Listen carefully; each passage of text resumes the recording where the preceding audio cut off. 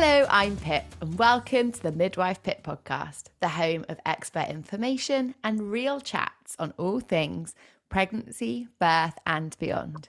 Remember, as a podcast listener, you can get 15% off my online courses at midwifepip.com using the code podcast15. Pregnancy, birth, and the postpartum are times of huge physical and psychological change. As women, one of the most helpful things we can do is to talk about it, to share experiences, and to support and empower each other. This week, I'm joined by Lucy West at Lucy West Official, mum to her gorgeous baby girl, Dolly, personal trainer, pre- and postnatal specialist, and just a really, truly lovely woman who is passionate about empowering and supporting other women. So welcome, Lucy. How are you? I'm well, thank you. Thanks for having me, Pip. Oh, I'm really excited to talk to you because you're just awesome, aren't you? You know, you've shared so honestly so much about pregnancy, the postpartum, your birth, breastfeeding. And I just think it's really important that as women, we talk about that more and we're honest about the highs, the lows, and all of that in between. Yeah, absolutely. There is no such thing as TMI when it comes to me, unfortunately. I will just say things and I think, well, maybe that's not appropriate. But, you know, I think like if you share everything, we're all going through it, even if you're not talking about it. So it's worth sharing and then having support. Yeah, and we're in great company here. There is no such thing as too much information on this podcast. So that is awesome. So far, Lucy, in 3 words, which is probably going to be quite a challenge, how would you describe your journey? God, that is so hard in 3 words. Okay, so I would say me amazing, first of all, and just thinking the whole experience, pregnancy, birth, and postnatal. So amazing, natural as well, and overwhelming. Yes. Oh, I love that. We're definitely going to talk more about those feelings. And it appears, certainly from an outsider looking in, watching your experience, that it has been quite organic for you, motherhood. Has it felt that way? Just like you kind of it doesn't feel, it's bizarre. Like when she arrived as well, like even through pregnancy, it just felt normal. I'd forget I was pregnant sometimes, just like forget. I would like, oh God, I'm pregnant. It just felt normal. And then even after she came, I feel like maybe it's just not hit me yet, but it's 6 months. So it doesn't feel like a big shocker. Like it's good. I love it. And it felt natural, really natural. Like the first thing I thought was, why did I wait so long? I'm 36. So I did think to myself, why did I wait so long? Like, I wish I'd started years ago. But you had to wait, you know, right time, right circumstance, right baby, right? Yeah, exactly. Dolly that made it feel this way. What would you say have been your biggest challenges through this whole experience? I would say I'm a bit of a control freak. I'm the type of person who likes to plan things out. So it was through doing your course where I kind of realized that I could prepare as best I could, you know, keep fit, keep healthy. I've always trained. I know that's going to be beneficial for my body, knowing what it's going to have to go through potentially. So I could plan and do all that. I could prepare myself mentally through the hitting birthing course, the breastfeeding course, chatting to friends. But I knew that when it came down to the crunch of it, whether that would be the birth, the pregnancy experience, and also after, I knew that it would come down to kind of letting things be as well, like trusting the medical professionals, and just kind of going with the flow of things and not trying to control those things as well. I think that would be the hardest thing.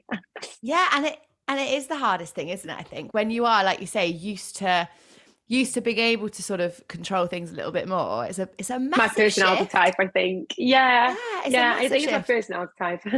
And there's nothing wrong with that, you know. I think lots of us feel that way. We like to have routine, we like to have structure. For me, it was I like to have my own time. Like I selfishly would always be like, oh, I can go out for a 2-hour run. Well, you can't do that when you've got a newborn, can you? Like that whole shift in priorities and things postnatally is. Oh gosh, that is a big thing. I think I've got 4 dogs, you know, and I've got obviously husband and stepson and stepdaughter, but I feel like my stepdaughter and I, we look after everybody else, including the husband, including his brother. Like they're hopeless. I hate to say it, they're hopeless. The boys are hopeless. So it's me and Molly versus these guys. There's like 4 dogs. So it's always been like very full on household, trying to manage the circus that is the 2 guys in the Yeah. household and then the dogs. And so I did used to think to myself, I was so busy, like running back at everybody else. I thought to myself, do you know what? I'm sure I put myself in a good position here as practice. I'm sure I've practiced enough. She's the easiest one. She's the easiest one. Dolly is the easiest one to look after. I love it. Oh, she's such a cutie. So let's talk about Dolly, Lucy, because you really kindly shared your birth experience with me, and Yes. I want you to tell everybody how you felt that moment Dolly was born, because to me this is exactly what a positive birth should be, regardless of, you know, mode of birth, environment, all that stuff. But those feelings that you had the moment you welcomed your little girl into the world, oh, they're just amazing. Gives me goosebumps when I hear you talk about it. So tell us. I'll try and repeat it in the way I've done before. So obviously when we got, I don't even know if I went through the whole story last time. And I don't know how much time you've got, but I remember we were at home and my waters had broken the day before at 7 a.m. on Thursday morning. And by 9 p.m. on Thursday night, my contraction started after a curry and walking around and things like that. And I was determined to be as active as I could with labour. The first stages of labour, you know, just the early stage, kind of just moving around, keeping myself busy. I bought some ingredients to make some energy bars. I was making those homemade energy bars to take to the hospital. And my sister came down because she was going to be my second birth partner. So my husband and my second birth partner, my sister. And I sent them all to bed because obviously I needed them to have their strength when I needed them most. And I knew I was fine. I knew I could do it on my own at this point. So they all went to bed and I stayed downstairs and watched a couple of chick flicks on chick flicks, I should say, on TV, and just doing my contractions in the living room with the dogs around me, and hot water bottle, and just doing the breathing. And then by the time we got to the hospital, about I think it was like 8:15 the following morning, it felt like it was really close, and you don't know because it's a new thing. You don't know what it's going to feel like, but I felt like it was close, and they all thought it'd be a while yet. She's the first, but she did come really quickly. And at 10 to 9, 8:54, she was born. And it just kind of initially, you expect that moment to kind of like, I expected myself to kind of like cry and to be like, oh, but it's a real surreal experience as well. And I felt so calm. I felt really calm. I didn't feel like anxious or stressed. I just felt like I knew I could do it. I felt like my body knew it could do it. I could do it. I knew she could do it, or he could do it, because I didn't know if it was a boy or girl. And as the moment came where she was born, it was almost like everything fell into place. It was really weird. It's hard to explain. It wasn't as dramatic a moment as I thought it would be in every sense of the word, but at the same time, it was like very dramatic. And as she was handed to me, the midwife, who'd been there for like 30 years, she's quite a robust lady called Mandy, and she had like tears in her eyes, and she pulled me to her and said to me, I've been here for 30 years, I've never cried at anyone's birth, this is the first one I've cried at. And I was like, oh my god. So that kind of made me tear up, and that's what made me tear up. And my husband was in tears, my sister was in tears, and that's what made me kind of tear up. And she said, I've never seen anything so amazing, you're amazing. I was like, oh, thank you so much. Yeah, it was Lucy, a really magical moment. You really were amazing, because you just kind of took everything in your stride, didn't you? And had that real innate trust in your body and its ability. And I wonder whether, do you think that came from the exercise that you've always done, kind of is embedded in your genetics, literally, because your twin sister's the same? Do you think that kind of really helped with you coping during labour and birth? Oh my gosh, 100%, because I spent a long, long time training and pushing my body past its boundaries for physical pain, obviously within safe parameters. But you get used to kind of testing your pain threshold and pushing yourself. And I think as well, it's kind of like you've paired your body. You haven't. I mean, when you think about birth, whatever birth you end up having, unless there's a medical reason why not, to not prepare for it physically, to me seems a bit crazy, because it's like someone said to me once, it's like running a marathon and not training for it. To me, like, why wouldn't you train for it and and do the best you can, prepare your body the best you can. Absolutely. And even if you've exercised and birth doesn't go plan A, what an amazing place to have put yourself in physically and psychologically for the Yeah. postpartum, because that has a whole host of kind of other physical and psychological challenges, doesn't it? That I think, again, exercise can have a really important part in. I How have you definitely, found yeah. that?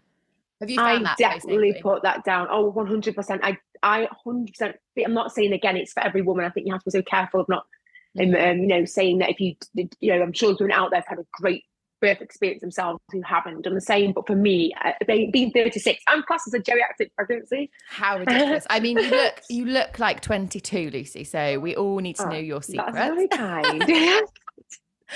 But at 36, I definitely wanted to make sure I could prepare myself every way I could.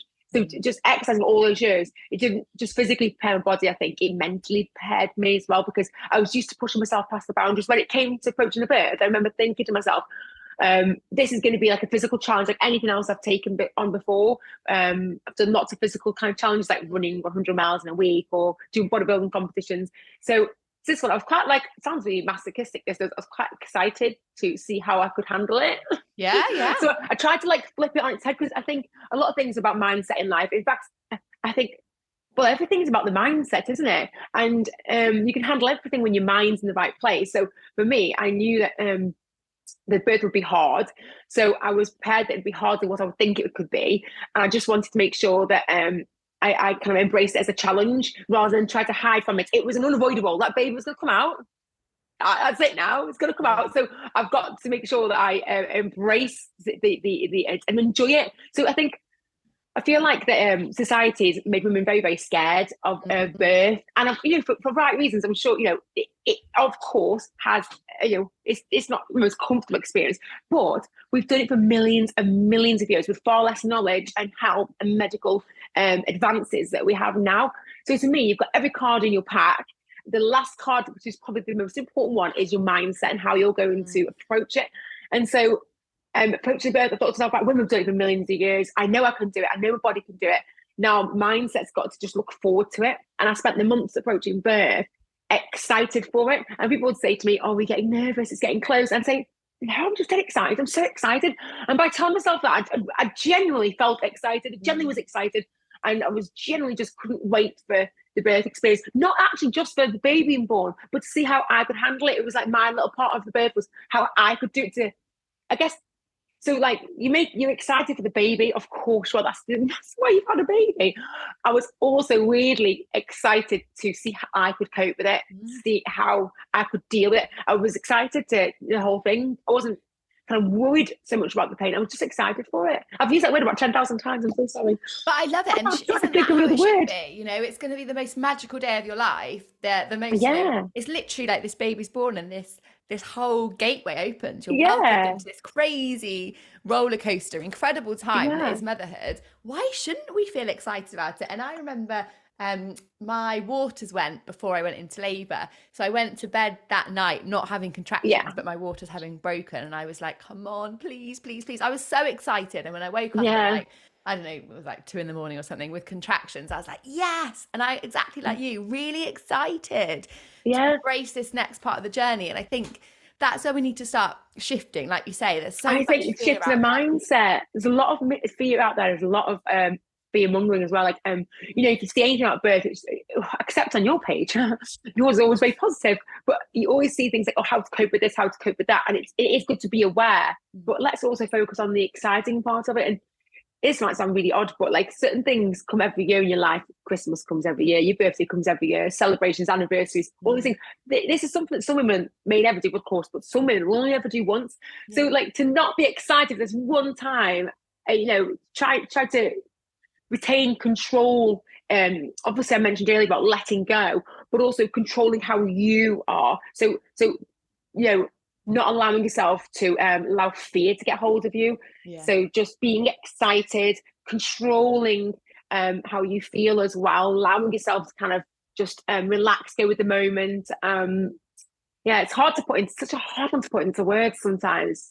I hate to say it's one of those things that when you go through it, I think it's easier to understand and explain. Because it's so powerful, isn't it? But I think that's when, as society, we really need to do better as women for women, because it's all these, negative birth stories that we hear, or all this fear, or Yeah. don't be induced, because I did a post about this morning actually, don't be Oh, I induced, saw so I it. was induced and Yeah. this went wrong, things like that. And that's why we then have this epidemic Yeah. of birth fear and women making choices from a place of fear rather than from a place of real informed decision making, which is where we have these empowered positive experiences. Even if it's not birth plan A, actually birth should still allow you to feel that way regardless of how that might look. No, that's so true. And I think when it comes to linking in exercise with pregnancy, so I have this real frustration, Lucy, that I'm sure you experienced in your pregnancy. When you've got a pregnant woman, she's heavily pregnant. I work in a hospital, so for example, someone would say to me, Pip, you shouldn't be pushing that bed, you're pregnant. And I'm like, have you seen what I'm about to go through? Or you shouldn't reach up there, you're pregnant. You shouldn't carry that because you're pregnant. And all we're doing is instilling in pregnant women's minds that they are weaker, that they are less capable, that they are, their abilities are impeded because they're pregnant. And then we expect them to undergo like the biggest physical and psychological challenge. No, it's a bit of a crazy twist, right? How is anyone meant to accept that they've got to get fit for pregnancy, or at least maintain I think it comes from that culture, of course, where businesses and public places are scared of like getting sued. So they're just like, they put all these safety aspects over it. And of course the sensible stuff, like, for example, if you're heavily pregnant, there's certain things you naturally know doesn't feel right, you're not going to do. You just know that. But like, again, I keep going back to what, for thousands of years, women have had to work right up until they've been given birth. They've had to carry on. And so, if you've got young children as well, you've got to chase after them. You've got to pick them up. You can't stop. Our bodies are built, like you always say, built to birth, aren't they? They're built, they're strong. And as long as you're mindful of what you're doing, you are capable. And I think, like I say, if you spend the 9 months sitting on the sofa, then you are going to struggle. Yeah, absolutely. And I know that for you, Lucy, obviously you have a huge passion for women's health and women's fitness. It's essentially 36 years long, because you've always done it, worked within fitness yourself and then supported other women. And then you took a wee bit of a break, didn't you, from online fitness coaching, working with women in that space. Why have you decided to go back to it since having Dolly? So when I took the break, it timed coincidentally with COVID. Obviously, I didn't know COVID was going to happen, but it was a good thing in a way that I'd actually left the fitness industry, because obviously all the gyms shut. Went back to working in office jobs, something I'd previously done. But I knew I wanted to come back into it, and I just knew it was waiting for that right time for me when I felt inspired to do it. I've trained women for a long time and personal trained for quite a while. So, and it was only ever meant to be a temporary break. And I'd only ever PT'd female clients. I'd never trained male clients. So I'd always had an affinity for looking after females. I feel that we do get a shorter end of the straw when it comes to fitness from a very young age. Boys are given a football in the playground to kick around. Girls are never given a football to kick around. Even now on the school curriculum, I know my stepdaughter says, on the boys is rugby and football. Girls don't have that on their options. And I just think, like,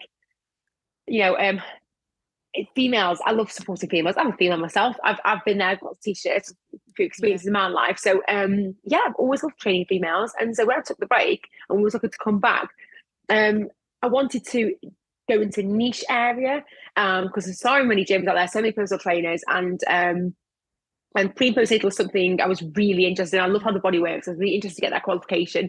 And I knew that in the future I'd like children myself, so I thought it'd be useful for me. And so I started my qualification, and it was not long after that I fell pregnant. So and it ended up timing quite nicely, because I was able to test my workouts out on myself. All the workouts that I provide now, I mean, I did myself when I was pregnant, right up until 2 days before she was born. I did a heavy leg session. That's really nice, isn't it? It's really nice that you've literally lived this experience really organically, and now you're giving that back to a community of women that are joining you. So I love that, and it's just so important. And I think for women that are listening that are thinking, well, this is all really great, but I don't exercise, nothing I've ever done, and now I'm pregnant. This is actually a really great time to start. You can start exercise in pregnancy if you haven't before, but what's really beneficial is to work with someone like Lucy, who's actually qualified. So then you've got that safety net of doing things that are safe and appropriate for you at this stage. That's it. I mean, the general kind of the general consensus is that you don't start anything new when you're pregnant. But like you just said, with the guidance of someone, you actually can. So it's a difficult one because I have to be careful that I don't just say, oh yeah, anyone could just start exercising, because you've never exercised in your life and you're pregnant and you decide to start exercising. Would that, you have to go about it in a safe way. And obviously certain exercises are absolutely no-go area. Any physical contact sports, kickboxing, anything like that. Yeah, don't say anything like that. Or deep sea diving. No, exactly. But weight training certainly is a good one, and it's just starting at the beginning, I guess, if you've not done it before, and knowing what you're doing, or having someone who knows what they're doing. And actually, it's quite often I'll speak to expectant mums that say, I don't do any exercise, and then we look at their life, and actually they walk to work, so they might actually be walking a couple of miles a day. They have a toddler that they are picking up, they're putting them down on a potty. So actually they're doing weighted functional squats. training. In their everyday life. It's like, actually, we're not starting from zero like you thought we were. What we're going to do is teach you to do these exercises in a way that's functional and is going to prevent you getting injured, which is so important in pregnancy, when we know we have got an increased chance of injury. So I think sometimes stripping it back, reframing our mind, and then having, like you say, that positive mindset to move forward on, rather than that mustn't do, can't do. Again, it comes down to fear, doesn't it? Yeah. And I think one thing we haven't actually talked about at all, which is probably the most important thing, is the benefits of exercising during pregnancy. So people don't realise, studies show, and you'll know, of course, you have a shorter labour, less chance of intervention, lowers the risk of gestational diabetes, better mental health, reduced risk of insomnia during pregnancy, faster postpartum recovery, I think reduced risk of C-section. Is that right? So there's so many, but of course, all that aside, there's always going to be things that happen. You can't ever prepare. We know that, but you can prepare yourself for the best outcome. And essentially, to me, it's like a no-brainer, isn't it? It's only going to help. No harm is going to come from moving your body in pregnancy in a safe way with a specialist trainer. So, and Lucy, talking about your online courses, where do people find you? Where do they find them? So I'm mainly on Instagram, Lucy West Official, and you can head over there and check out my content on there. I do try to share helpful tips and hints for pregnant mums and postpartum mums on there. And then I have my workout group, Workout with Lucy, and that is a private Facebook group. And so they can message me on Facebook through that as well. So they find the group Workout with Lucy. So. Awesome. So if anyone's listening and think, that sounds like something interesting that I can do, because you're all very much like at home, realistic. This is the thing. Yeah. I mean, this is the thing. So you mentioned about, sorry, I just totally missed the end of that question. We mentioned about going back into training. I knew I didn't want, I love face-to-face, but I knew that, how many women are going to be in Stoke-on-Trent, where I am right now, who want a personal face-to-face trainer and can get to the gym, and I can't get to the gym now. I have Dolly. So it was definitely a case of going online, and reaching out to mums all over the world. So any English speaking country, my group's online. Everyone I think has Facebook, and if they don't, it's certainly an easy one to get. It's free. The group is a private group of mums, pregnant women. It's a really nice community of women. The workouts go on there live every week. If you don't catch it live, you can catch it in real time. There's always about 30 days worth of content on there, so there's lots of workouts to go at. There's recipes on there. It's $15.99 a month. But obviously for that you can kind of access it when you've got the time. So wherever you are, when you have that pocket time, like Dolly's asleep right now, that might be a time when you might decide to work out when your little one's asleep. So you can kind of hop on and get the workouts done. They're really short, Pip, just 30 minutes long, including one with a cool down. Yeah. Which is I've tried to keep it realistic. I thought women haven't got an hour and we can't always leave the house and we don't always know when we're going to train. So it's not cute. I'm in my nursery. I have to drag a bookshelf out of the way every time I want to train there. I have to roll the rug up. I have to put it in a jumper room, carry it upstairs. But that's the reality, isn't it? That's what everyone else is doing as well. She had a dirty nappy yesterday, and I was saying to my ladies, I'm so sorry she's got a dirty nappy. She's starting to get a bit like, teary. I thought, we've got like 2 minutes, so she's going to kick off. What we got there? Jog faster. And it's interesting, isn't it? Because I remember as a postnatal mum, the same as you suddenly realise that these hour workouts that you did before are no longer achievable. And actually, I then found it really unenjoyable and stressful because you're just worrying about getting back home. Yeah, and then it was like broken, and then he was crying, and I was like, this just isn't fun anymore.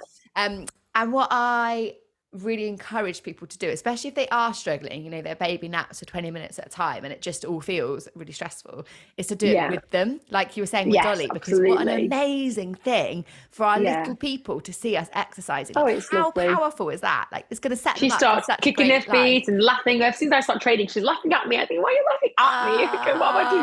But often I've had to bring her onto the carpet with me towards the end of a session when she started to get a bit, you know, maybe she's ready for another feed or she's getting a bit tired, ready for a nap. So bring her onto the carpet with me and you know, finish the workout, use her as a weight if I can, that sort of thing.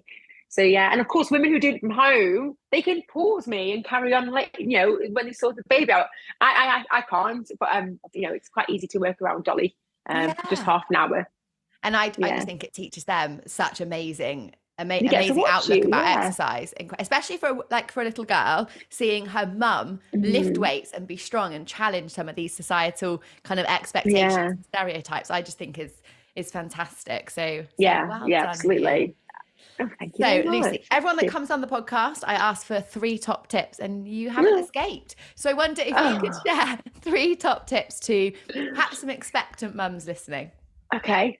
So first of all, I would, and I've got to say this, I would definitely say if you're not exercising, start exercising. Reach out to someone who knows what they're doing. Please don't just go at it on your own, unless it's walking or swimming. You know, those kind of things are easy enough to do. Tips. I would say, so prepare as much as you can, but be prepared to go with the flow. That is the most important thing. Don't try, have a birth plan. I had a birth plan, but you know what? No one looked at it. I printed it out the morning that I went into the hospital and it never even got looked at. No one even looked at it. And I think, if I remember rightly, during one point during my labour, when I was about to push to get the head out, the midwife was saying, "Come out and see, just breathe." And I was trying to say something. She said, what are you trying to say? And I went, perennial support. I'd remembered one thing. I wanted perennial support. So have a plan. Have what you want, but go with the flow. Definitely. And then I'll probably say the last tip. There's so many. How do you even? I know. Just choose 3. Can I do a postpartum tip? Of course, yeah. There's no rules here. Oh, so this one was a big one for me. So the night feeds, sleep deprivation is a real thing. I know you've talked about sleep deprivation. And I wasn't expecting it. I'm a high energy person. I don't need a lot of sleep, but it catches up on you. And Dolly would obviously wake multiple times a night for a feed because she's a tiny little baby. That's what they do. And you're lying asleep, and as soon as you start to hear the cry, you kind of go, oh no, you half trying to ignore it, and then you start to wake and you realize there's nothing you can do. You've got to sort it, you know, and it happens multiple times. And someone said to me, there will come a time when you will look back and you'll wish for those moments again when it was just you and your little baby in the dark and quietness of the house, everybody else is asleep. It's like it's only the 2 of you in the whole wide world, and all they want is you, and they're looking at you, and it's just the sweetest thing. And as soon as someone said that to me, it changed my whole perspective. And every night when she would wake, I'd eagerly get her, and just me and her, and it was lovely. So that really helped me cope with that. So that's probably my last tip, which is completely related to fitness, but that was a really good one. Yeah, so relevant though to your experience. So thank you so much for sharing, Lucy. Thank you for all the work you're doing to empower women. It's so, so important, and we need lots more of it. So thank you. Before you head off, I just need to tell you something. 68% of you who listen to my podcast have not hit the subscribe button. So can you do me a favor? If you have ever enjoyed listening, and hit subscribe now. It makes a huge difference and helps me to keep bringing you episodes. The bigger the podcast, the bigger the guests, and the more women we can reach and help. Thank you for subscribing, and I look forward to chatting again soon.